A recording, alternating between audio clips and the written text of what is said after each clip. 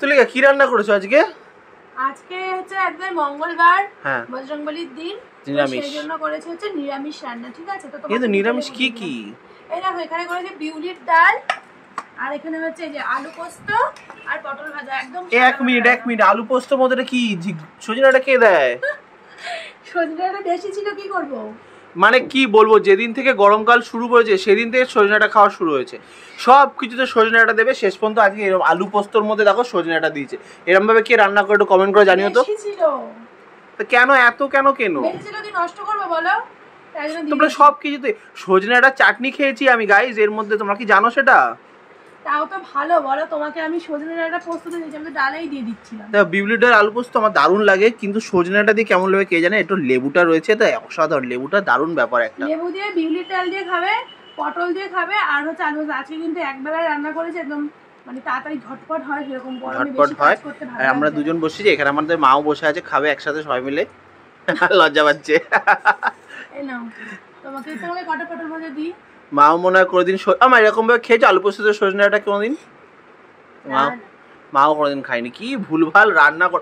Please আলু পোস্ত কে কিভাবে রান্না করো একটু কমেন্ট করে জানিয়ে তো রেসিপিটা, তাহলে ওইটা সেইভাবে রান্না করতে পারে। তাহলে কি তোমাকে সজনাটা দেব? কোনো রেসিপি জানে না ঠিক মতো। খেয়ে দেখো, ভালো লাগবে, আমি বলছি শোনো।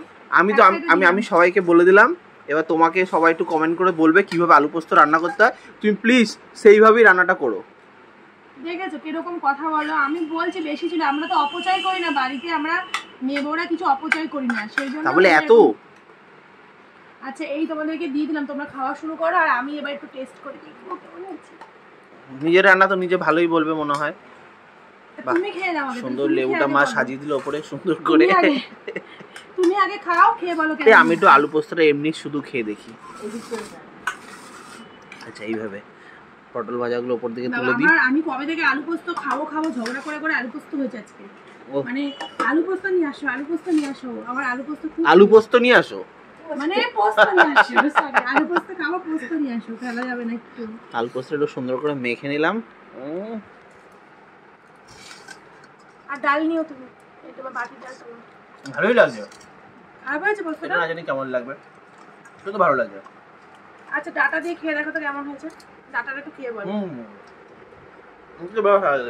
আমি না পাতেই ডাল নিলাম, তুমি খেয়ে বলো তো। এই দেখো আমার খাওয়া একটু ভালোভাবে, আমি ওরকম ভাবে খাই না। এই লেবুটা আছে, লেবুটা নিয়ে ভাতে, লেবুটাকে আমরাও চিপেই খাই, কিন্তু আমি আগে এই চিপে নিলাম লেবুটা। এবার ডালটা মাখু।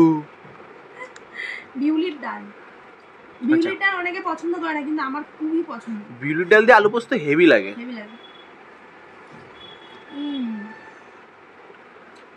ভালো হয়েছে তো। অনেকদিন ধরে আলু পোস্ত খাবে খাবে করে চিল্লাচ্ছিল, আজকে ফাইনালি ও পেয়েছে। কেমন? ভালো? পেট ঠান্ডা করা খাওয়া। ঠিক আছে, তুমি পেট ঠান্ডা করো, মন ঠান্ডা করো, আমিও খাই। তখন ডাটা খাও, সব ডাটাগুলো খাও, আমার ডাটাগুলো আমি তোমারে দিয়ে দেবো, তুমি খেয়ে নাও। খাও আলু পোস্ত খাওয়া, ডাটা খাওয়া, ভালো সবই একটা গরমের জন্য ভেবে করা হচ্ছে, গরমের জন্য সবই ভালো। ঠিক আছে চলো খেয়ে নি। আমাদের এখানে বৃষ্টি হয়েছে কালকে, তোমাদের কার কার এলাকায় বৃষ্টি হয়েছে প্লিজ জানিও। ঠিক আছে জানিও, কমেন্ট করো। ততক্ষণ যেমন টাটা।